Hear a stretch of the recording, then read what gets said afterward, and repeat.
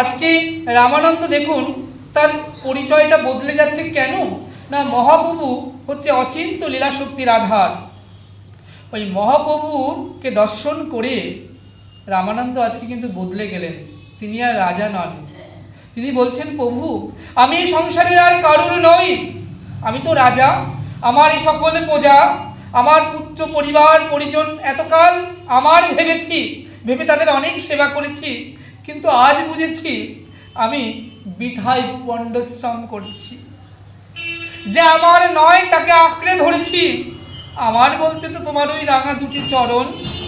আজকে রাঙা চরণ দুটি মহাপ্রভুর রায় রামানন্দ বক্ষে জড়িয়ে ধরেছে। বলছে আমার ধন যখন আমি পেয়ে গেছি, তাহলে আমি আর ওই ধন চাই না। ভক্তের প্রকৃত সম্পদ কি? শ্রী গুরুদেবের চরণ, ওই গৌর গোবিন্দের চরণ। তাছাড়া এই সংসারে আর কোনো বস্তু নাই। ওই চরণ সেবাই ভক্তের একমাত্র সেবা। সেবাই জীবন, পরম আনন্দ, ভোগে পরম দুঃখ, ত্যাগে পরম শান্তি। তাই রামানন্দ সব ত্যাগ করে দিলেন, বললেন এতকাল ধরে যা আমার নয় তাকে অনেক বয়ে বেরিয়েছি, আর বইব না।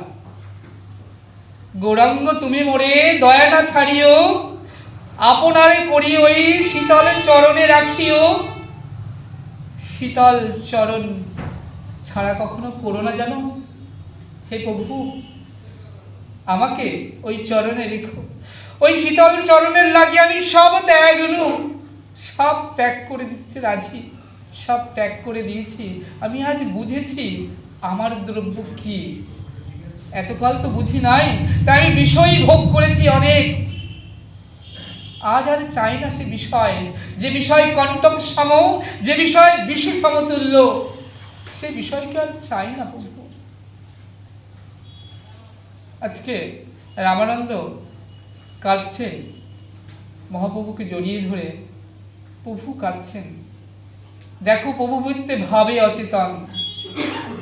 অচেতন হয়ে গিয়েছেন। বলছেন রামানন্দের এই পরিবর্তনটা হলো কেন জানেন? বলছেন মহাপ্রভুর তো স্বরূপ কি জীবের স্বরূপ, জাগানো স্বরূপ। বলছে রামানন্দ কার কথা? রামানন্দ তো অনেক উন্নত জীব, একটা পশু পর্যন্ত তার স্বরূপ পরিবর্তন হয়ে যায় মহাপ্রভুর অচিন্ত লীলাশক্তির আধারে। মহাপ্রভু যখন ঝাড়িখণ্ডের পথ দিয়ে চলেছেন, সঙ্গে চলেছেন বলভদ্র ভট্টাচার্য মহাপ্রভুর কৌপনার জলপথ সঙ্গে নিয়ে, তো সামনে 10-12 ফুট হাত লম্বা একটি ব্যাঘ্র শুয়ে রয়েছে।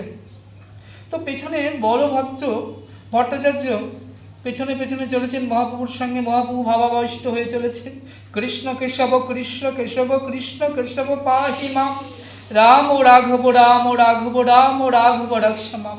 কীর্তন করতে করতে মহাপ্রভু যখন চলেছেন ঝাড়িখণ্ডের পথে দিয়ে, দেখতে পাচ্ছেন না মহাপ্রভু সামনে ব্যাঘ্র শুয়ে আছে কিনা, কিন্তু পেছনে সেবক বলভদ্র ভট্টাচার্য দেখতে পাচ্ছেন সামনে 10-12 হাত লম্বা একটি ব্যাঘ্র শুয়ে রয়েছেন। বলভদ্র ভট্টাচার্য মনে মনে ভাবছেন, এই রে প্রভু তো ভাবাবিষ্ট, প্রভুর যদি ওই চরণ ব্যাঘ্রের অঙ্গে লাগে তাহলে ব্যাঘ্র আক্রমণ করতে পারে মহাপ্রভুকে, তাহলে কি হবে উপায়? পেছন থেকে ডাকছেন বলভদ্র ভট্টাচার্য, প্রভু গো, প্রভু দাঁড়াও, একটু দাঁড়িয়েও প্রভু দাঁড়াও। কিন্তু বলভদ্র ভট্টাচার্যের সে কথা শোনবার আগেই, কারণ প্রভু ভাবাবিষ্ট হয়ে আছেন, পথ চলছেন, প্রভুর চরণ পড়ল ব্যাঘ্র অঙ্গেতে। প্রভুর চরণ যে ব্যাঘ্র অঙ্গেতে পড়ে গেল, অমনি মহাপ্রভু বলছেন, নিচের দিকে তাকিয়েছেন, বলছেন কে, কি এমন করে শুয়ে আছে পথে? দেখলো একটি ব্যাঘ্র। অমনি মহাপ্রভু ব্যাঘ্রকে বললেন, ওঠো, কহ কৃষ্ণ কৃষ্ণ। ব্যাঘ্র উঠিল, দুটি হাত তুলে কৃষ্ণ কৃষ্ণ বলি নাচিতে লাগলো, নিতাই গৌর হরি হরি বল।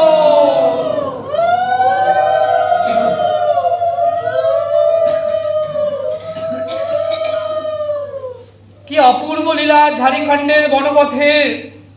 আজ গৌর নাচে, ব্যাঘ্র নাচে। তোমরা কখনো দেখেছো এমন লীলা? তো আজকে ব্যাঘ্র কেন নাচছে না? মহাপ্রভু হচ্ছে অচিন্ত লীলাশক্তির আধার। আর মহাপ্রভুর ওই চরণ যখন ব্যাঘ্র অঙ্গে পড়েছে, ব্যাঘ্রর জীববদ্ধ দশা ঘুচে গিয়ে জীবমুক্ত দশায় পরিণত হয়েছে। ব্যাঘ্র নিজের স্বরূপ কি, নিজের স্বরূপ কি সেটা ব্যাঘ্র বুঝতে পেরে গেছে। তাই ব্যাঘ্র নাচছে, গৌর নাচছে। এমন সময় সেই বনপথে দুটি হরিণ ছুটে আসছে। যেদিকে ব্যাঘ্রের গন্ধ, বাঘের গায়ের যে একটা গন্ধ আছে মা, এই গন্ধ কিন্তু হরিণের নাসিকায় পৌঁছায়। হরিণ সে পথে যায় না যে পথে ওই গন্ধ আসে। কিন্তু আজকে কি আশ্চর্য দেখো, ওই হরিণ দুটো ছুটে আসছে কোথায়? নয় ব্যাঘ্র যেদিকে সেদিকে। ব্যাঘ্র বলে, আয় আয়, তোরা কাছে আয়, এতকাল তোদেরকে খেয়েছি, আজ আর তোদেরকে খাবো না, আজ তোদেরকে খাওয়াবো। বলে কি খাওয়াবে গো? বলে আমি যা পান করেছি, ওই গৌর মুখ নামামৃত রস পান করেছি, ওই রসই তোদেরকে খাওয়াবো। পান করে নে, ওরে পশু জন্ম যাবে ছুটে, তোদের পশু জন্ম ছুটে যাবে। এখনো তো তোরা একটা মনুষ্য জন্ম লাভ করতে পারিস না। ব্যাঘ্র পশু জন্ম, হরিণ পশু জন্ম, তো ব্যাঘ্র বলছে আমাদের পশু জন্ম ছুটে যাবে, পান করে নে। কি অপূর্ব! ওই ব্যাঘ্র হরিণে মুখ করে চুম্বন। কোথাও তোমরা এমন তো শোনোনি না, ব্যাঘ্র আর হরিণ মুখ চুম্বন করছে, কিন্তু মহাপ্রভুর অচিন্ত লীলা শক্তিতে ব্যাঘ্র আর হরিণ মুখ চুম্বন করছে। এমন সময় একটি বিষধর সর্প এসে মহাপ্রভুর চরণটা জড়িয়ে ধরে যেন আঁকড়ে রয়েছে, বলছে প্রভু গো চরণ দাও, চরণ দাও।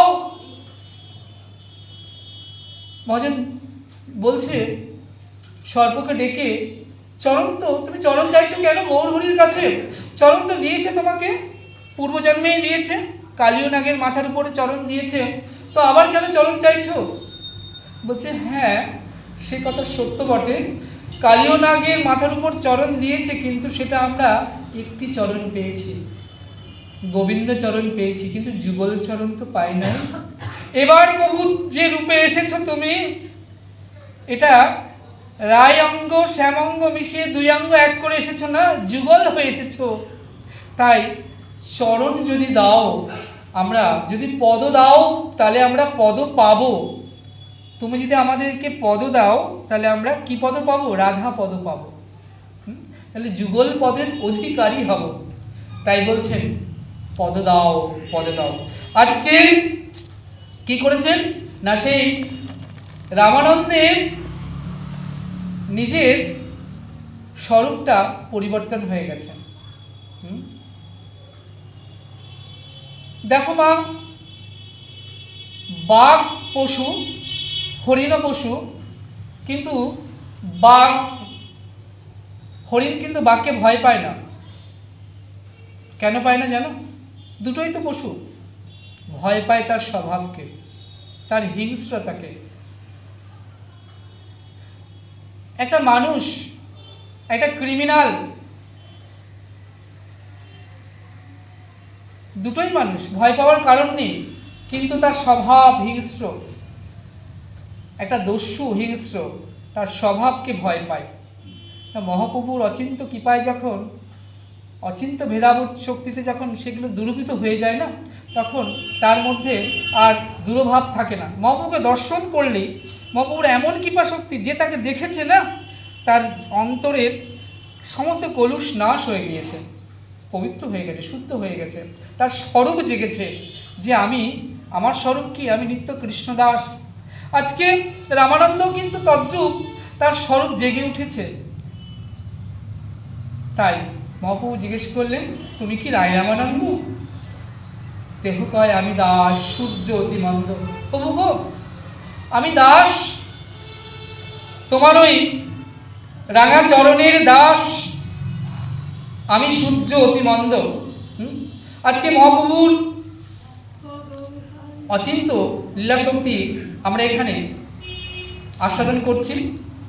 তো আজকে এই আস্বাদন করাতে করাতে মহাপ্রভু চরণে রায় রামানন্দ বিকিয়ে গেলেন। যেমনভাবে বিকিয়ে গিয়েছিলেন বৃন্দাবনের রাস রজনীতে বোঝো গোপীগণ গোবিন্দের সঙ্গে, সেটা বৃন্দাবনের যমুনার তটে, আজকে সেই গোদাবরীর তটে আজকে মহাপ্রভু সঙ্গে রায় রামানন্দ বিকিয়ে গেলেন। সেই বৃন্দাবনে গোপীগণ যখন বিকিয়েছিলেন, কৃষ্ণের মুরলী ধ্বনি শুনে সমস্ত গোপীরা যখন ঊর্ধ্ববাহু হয়ে ছুটে এসেছিলেন একমুখী হয়ে, কারণ অনন্ত ভক্তের একমাত্র ভগবান, সকলের লক্ষ্য একদিকে, ওই গোবিন্দ প্রাপ্তি। সবাই বধূর কাছে ছুটছিলেন এলোমেলো বেশে, আমরা জানি সে কথা। কেউ পোশাক পরেছে, কেউ পরেনি, কেউ এক চোখে কাজল দিয়েছে, কেউ দেয়নি, কেউ নাসিকার এই কানে পড়েছে নথ। তো এরকমভাবে যখন তাদের একটাই চিন্তা, ওই বংশীটি ধ্বনি করে যখন শুনতে পেয়েছেন, যখন ছুটে চললেন, গোবিন্দ তাদেরকে ডেকে বললেন, অহো মহাভাগা, হে মহাভাগ্যবতীগণ, বোঝ সুন্দরীগণ, তোমরা আমার কাছে কেন এসেছো? এই গভীর রাতে তোমরা সব আমার কাছে ছুটে এসেছো কেন? পরিবার পরিজনকে দুশ্চিন্তায় রেখে, তাতে করে আমি পরপুরুষ, তোমরা পররমণী। পররমণীর কিন্তু কখনো পরপুরুষের কাছে ছুটে আসতে নেই। কেন এসেছো গো? বোঝো সুন্দরীগণ তাকিয়ে রয়েছেন গোবিন্দের দিকে, তারা এত আগ্রহ নিয়ে ছুটে এসেছেন। গোবিন্দ বলছে, ও বুঝতে পেরেছি, আজ অখণ্ড পূর্ণিমার কিরণে এই বনভূমি আলোকিত হয়েছে। দেখো আজকে যেন অধিক আলো বৃন্দাবনে। হ্যাঁ, অধিক আলোর কারণ কি? আকাশে পূর্ণচন্দ্র আর নিচে 16 কলায় পরিপূর্ণ গোবিন্দ। তা দুটো চাঁদ, কৃষ্ণচন্দ্র আর ওই আকাশে পূর্ণচন্দ্র, দুটি চন্দ্রের আলোতে যেন বনভূমি আলোকিত হয়েছে, অধিক আলো। আর সঙ্গে সঙ্গে কী হয়েছে? বৃন্দাবনের সুগন্ধি যত ফুল ছিল, ফুলতী, মালতী, মধুমল্লিকা সব ফুটে উঠেছে। তো গোবিন্দ বলছে, ও আচ্ছা, বুঝতে পেরেছি তোমাদের ছুটে আসবার কারণ। কারণ হলো তোমরা সারাদিন সংসারের কাজে ব্যস্ত থাকো, আজ অখণ্ড পূর্ণিমার কিরণে বনভূমি এত আলোকিত হয়েছে, তোমরা নিশ্চয়ই সে বনের শোভা দর্শন করতে এসছো। তা যদি না হয়ে থাকে, তাহলে আমার মনে হয় ওই যে দেখছো চন্দ্রের কিরণ গিয়ে পড়েছে যমুনার জলে,